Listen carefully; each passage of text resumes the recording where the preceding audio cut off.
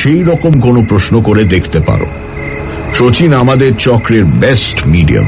আজ পর্যন্ত ওকে বসিয়ে কখনো 5 মিনিটের বেশি কোনো আত্মাকে আহ্বান করতে হয়নি। গত 30 বছর ধরে এই আত্মা আহ্বান চর্চা করে আসছি আমরা, কিন্তু শচীনের মতো এত বেশি পারফেক্ট মিডিয়াম আমি দেখিনি। তোমরা পরলোকগত যে কোনো পরিচিত আত্মাকে আহ্বান করেই দেখো না। সঙ্গে সঙ্গেই সুধাংশু বলে উঠল, বেশ বেশ, তাহলে আমার এক ভাইয়ের আত্মাকে স্মরণ করছি আমি। তাকে আমার বন্ধুরা সবাই চেনে, শচীন নিজেও চেনে। শুনে চমকে উঠলাম আমরা। সুধাংশুর কোনো ভাই মারা গেছে বলে তো জানা ছিল না আমাদের। শচীনও যেন নড়ে বসলো একটু। সুধাংশু বাবুর বন্ধুরা যারা তার ভাইকে দেখেছ, তারা একাগ্র চিত্তে তার চেহারা ও নাম স্মরণ করতে থাকো, গম্ভীর গলায় বললেন প্রৌঢ় ভদ্রলোক।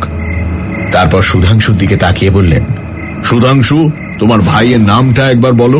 শীতাংশু, শীতাংশু মল্লিক, দৃঢ় গলায় বলে উঠল সুধাংশু।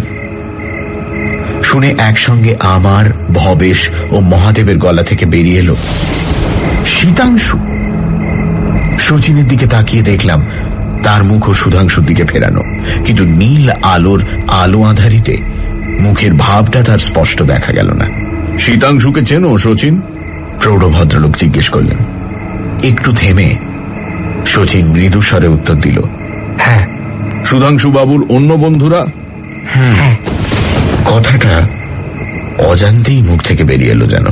বেশ, তোমরা তবে নামের সঙ্গে সঙ্গে তার চেহারা স্মরণ করতে থাকো, আর বাকি সকলে শুধু নাম, শীতাংশু মল্লিক। শচীন, রেডি? সঙ্গে সঙ্গে নেমে এলো ঘরের মধ্যে এক অস্বাভাবিক নিস্তব্ধতা। বাইরে বৃষ্টির এক টানা আওয়াজের সঙ্গে ব্যাঙের একঘেয়ে ডাক যেন সেই নিস্তব্ধতাকে আরো দুঃসহ করে তুলল। এক একটা মিনিট এক একটা যুগ বলে মনে হতে লাগলো। মিনিট 15 কেটে যাওয়ার পর যেন চঞ্চল হয়ে উঠলেন প্রৌঢ় ভদ্রলোকটি। কি হলো শচীন? বিস্মিত হয়ে প্রশ্ন করলেন তিনি। এত দেরি তো তোমার কখনো লাগে না? শচীন সে কথার কোনো উত্তর দিল না। ভদ্রলোক আমাদের দিকে ফিরে বললেন, সুধাংশু, তুমি একাগ্র মনে শীতাংশুকে স্মরণ করছো তো? সুধাংশু উত্তর দিল, আগে হ্যাঁ, করছি। তোমার বন্ধুরা? হ্যাঁ, ক্ষীণ কণ্ঠে উত্তর দিলাম আমি। সুধাংশুর রসিকতায় সত্যি বলতে কি মজার চেয়ে বিরক্তি বেশি বোধ করছিলাম। সুধাংশুর ছোট ভাই শীতাংশু, ডন বৈঠক করা তার চেহারা, মরা দূরের কথা জীবনে তার একটা অসুখ হতেও দেখিনি। বৃষ্টির রাতে নিজের বিছানায় শুয়ে নাক ডাকিয়ে সে এখন ঘুমোচ্ছে। শীতাংশুর ঘুমের কথা, বৃষ্টির রাতে বিছানার কথা ভাবতে গিয়ে অন্ধকারে বসে বসে ভুলতে শুরু করেছিলাম বুঝি। হঠাৎ কড় কড় কড়াত শব্দে এক প্রচন্ড বজ্রপতনের আওয়াজে সজাগ হয়ে উঠে দেখি ভবেশ আমায় ধাক্কা দিচ্ছে। সেই সঙ্গে আরো যা দেখলাম তাতে বিস্ময়ে আমার চরমে উঠল। শচীন লাফিয়ে লাফিয়ে উঠে দাঁড়াবার চেষ্টা করছে, আর তাকে 2 হাতে পাঁজা কোলা করে ধরে রয়েছেন প্রৌঢ় ভদ্রলোকটি, কিন্তু আর যেন ধরে রাখতে পারছেন না। ক্ষীণ জীবী শচীনের শরীরে এরকম অমানসিক শক্তি স্বপ্নেও বুঝি কল্পনা করা যায় না। তোমার যদি কিছু প্রশ্ন থাকে তো তাড়াতাড়ি জিজ্ঞেস করো সুধাংশু। শীতাংশুকে এক্ষুনি বিদায় করে দিতে হবে, এখানে আসাটা ওর মোটেই পছন্দ নয়। ও যে শীতাংশু, তার প্রমাণ কোথায়? সুধাংশু শক্ত গলায় প্রশ্ন করল। সেটা ওকেই জিজ্ঞেস করো না। বেশ, তুমি যে শীতাংশু, তার প্রমাণ কি? শচীনের উদ্দেশ্যে প্রশ্ন করল সুধাংশু। বিকৃত গলায় শচীন বলে উঠল, প্রমাণ, এক্ষুনি প্রমাণ দেখিয়ে দিচ্ছি। এই কথা বলেই ভদ্রলোকের হাত ছাড়িয়ে ঝাঁপিয়ে পড়ল সে সুধাংশুর ওপর। সুধাংশু যথেষ্ট শক্তিশালী। এমনিতে গোটা 2 শচীনের চেহারার লোককে ধরাশায়ী করতে তার বেগ পাওয়ার কথা নয়, কিন্তু এ যেন ঘটে গেল উল্টো। সুধাংশুর গলাটা 2 হাত দিয়ে চেপে ধরল শচীন, আর সেই সাঁড়াশির পেছন থেকে নিজেকে কিছুতেই মুক্ত করতে পারছে না সুধাংশু। আরে সচিন কন্ট্রোল ইয়োরসেলফ। সচিন ওকে ছেড়ে দাও, ছেড়ে দাও। সচিন কি করছো তুমি? সচিন। প্রৌঢ় ভদ্রলোক ছুটে এসে শচীনকে ছাড়াবার চেষ্টা করছেন, কিন্তু সুধাংশু ততক্ষণে গো গো করতে শুরু করেছে। বিকৃত গলায় শচীন শুধু থেকে থেকে চেঁচিয়ে উঠছে, আমায় খুন করলে, আমায় খুন করলে, আমায় খুন করলে। এই ধস্তাধস্তির মধ্যে ভদ্রলোক চেঁচিয়ে উঠলেন, তারক ব্রহ্মর নাম করুন সকলে, আলো জ্বালিয়ে দিন। তারক ব্রহ্মর নাম করুন, তারক ব্রহ্মর নাম করুন। আমি ও মহাদেব প্রথমটা থতমত খেয়ে তারপর ছুটে গিয়েছিলাম সুধাংশুর সাহায্যে। মহাদেবের কি হয়েছিল জানি না, কিন্তু শচীনকে ধরবার চেষ্টার সঙ্গে সঙ্গে পেটে একটা লাথি খেয়ে ঘুরে পড়েছিলাম আমি।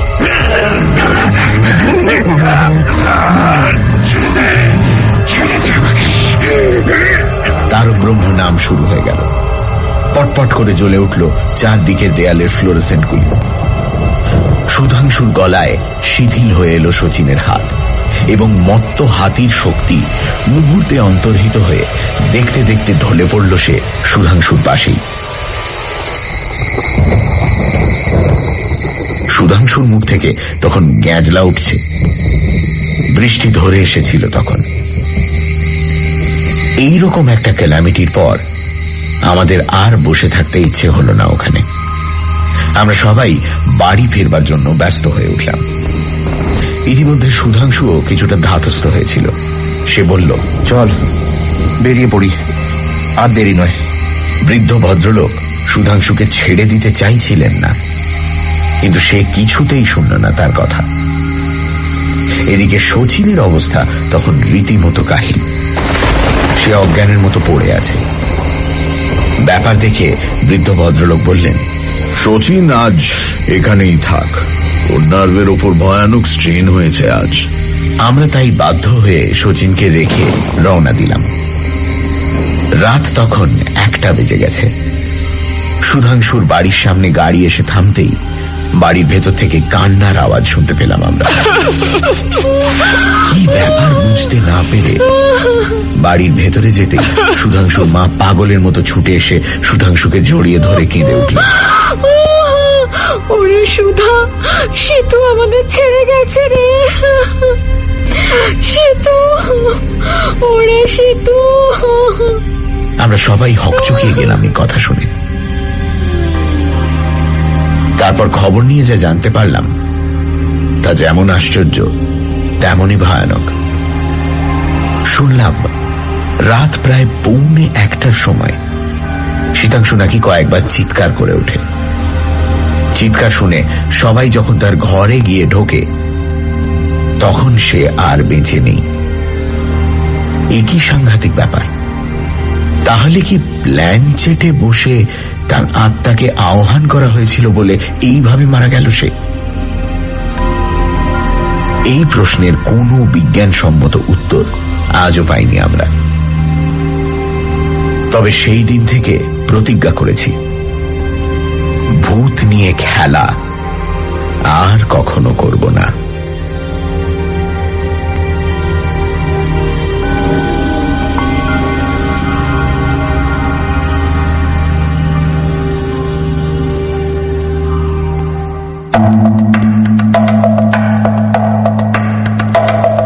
শুনছিলেন ভূত নিয়ে খেলা।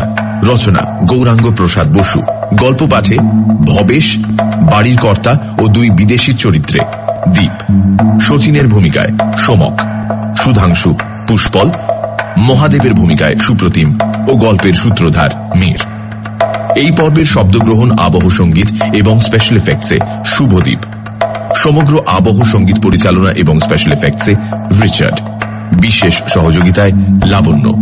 পর্ব পরিচালনায় রাইট ব্রাদার্সের অনির্বাণ, অভিষেক। সমগ্র পরিকল্পনা ও পরিচালনায় ইন্দ্রাণী।